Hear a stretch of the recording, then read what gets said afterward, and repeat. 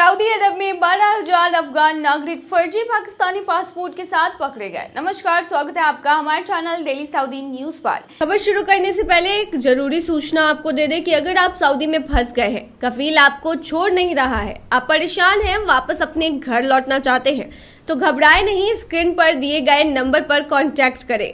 इनका नाम अहमद अली है। ये आपको कानूनी प्रक्रियाओं के तहत महज 3 से 4 दिन के अंदर ही खरूज लगाकर सऊदी से फाइनल एग्जिट कराकर आपको सही सलामत अपने देश पहुंचा देंगे। देखिए, पिछले 5 वर्षों में 12,000 से अधिक अफगान नागरिकों को सऊदी अरब में पाकिस्तानी पासपोर्ट के साथ पकड़ा गया है।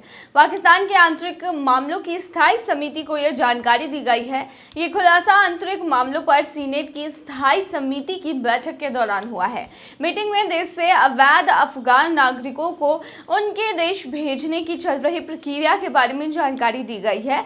इसके साथ ही खैबर पख्तूनख्वा, केपी और बलूचिस्तान में कानून और व्यवस्था की स्थिति के बारे में भी जानकारी दी गई है। महानिदेशक पासपोर्ट मुस्तफा जमाल काजी ने बताया है कि कम से कम 12,000 लोग फर्जी पाकिस्तानी पासपोर्ट पर सऊदी अरब पहुंचे। इनमें से 3,000 के पासपोर्ट फोटो बदले हुए थे, जबकि 6,000 पासपोर्ट राष्ट्रीय डाटाबेस और पंजीकरण प्राधिकरण के आंकड़ों के साथ छेड़छाड़ करके जानकारी किए गए थे। काजी ने बताया कि इन फर्जी दस्तावेजों पर यात्रा करने वाले अधिकांश लोगों को अफगानिस्तान भेज दिया गया है। उनमें से कोई भी अब पाकिस्तान में नहीं है। उन्होंने ये भी खुलासा किया है कि NADRA और पासपोर्ट विभाग के अधिकारियों के खिलाफ सख्त कार्रवाई की गई, जिसमें कम से कम 35 सहायक निदेशक शामिल हैं। पाकिस्तान के लिए अफगान नागरिकों की विदेशी यात्रा के लिए फर्जी पहचान और पासपोर्ट बनाने का मुद्दा वर्षों से एक गंभीर चुनौती रहा है। विश्वसनीय सूत्रों से पता चल रहा है कि यह एक कारण है कि सऊदी अरब और UAE जैसे देश पाकिस्तान के विभिन्न शहरों के लोगों के वीजा को अस्वीकार कर रहे हैं। ऐसा माना जाता है कि हजारों अफगान नागरिकों को पाकिस्तान के विभिन्न शहरी और ग्रामीण शहरों के पते वाले फर्जी पासपोर्ट के साथ पकड़ा गया। दुबई में एक पाकिस्तानी अधिकारी ने कहा कि यह सच है कि UAE में अभी भी हजारों अफगान हैं जिनके पास फर्जी पाकिस्तानी पहचान और पासपोर्ट है। UAE सरकार उन पर नकेल कस रही है और कई लोगों को पहले से ही गिरफ्तार कर चुकी है और निर्वासित कर चुकी है।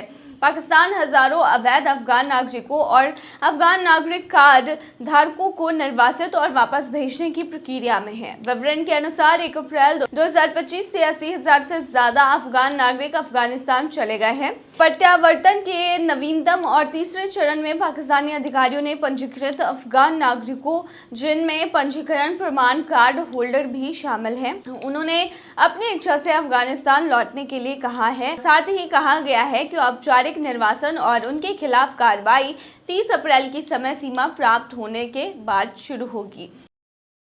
भारत और पाकिस्तान के बीच है सऊदी के मंत्री, लगाया दोनों देशों को फोन। जम्मू कश्मीर के पहलगाम में हुए आतंकी हमले के बाद भारत और पाकिस्तान के बीच तनाव चरम पर है।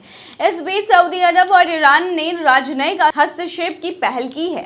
सऊदी अरब के विदेश मंत्री प्रिंस फैसल बिन फरहान ने शुक्रवार को भारत और पाकिस्तान के विदेश मंत्रियों से फोन पर बात की, जबकि ईरान ने दोनों देशों के बीच मध्यस्थता की पेशकश की है।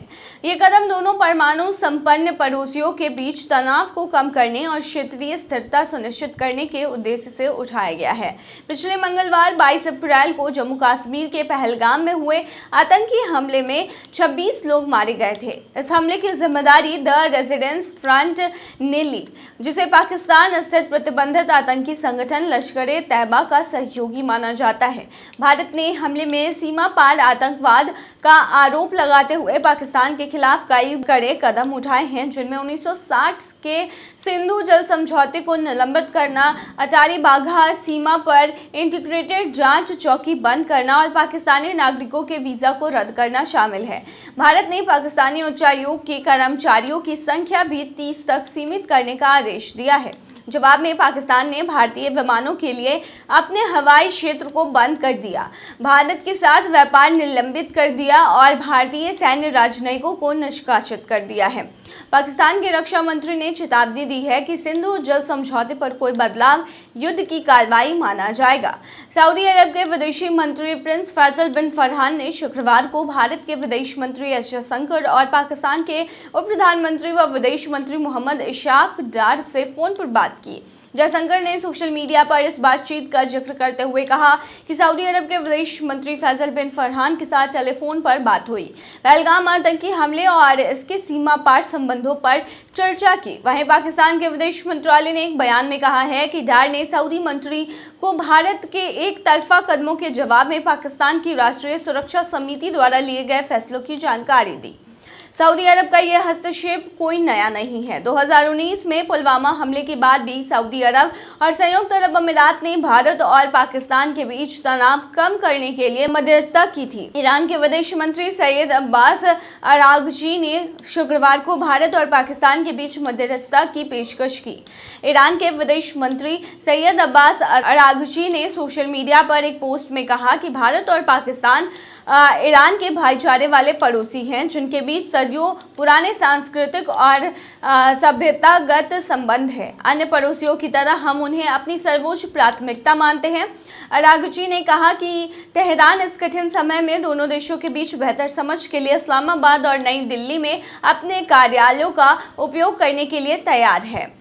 अरागची ने फारसी कवि शादी की पंक्तियों का उल्लेख करते हुए शांति और एकजुटता का संदेश दिया। उन्होंने लिखा कि मानव एक ही आत्मा और सार से बने हैं। यदि एक को दर्द होता है तो बाकी भी बेचैन रहते हैं।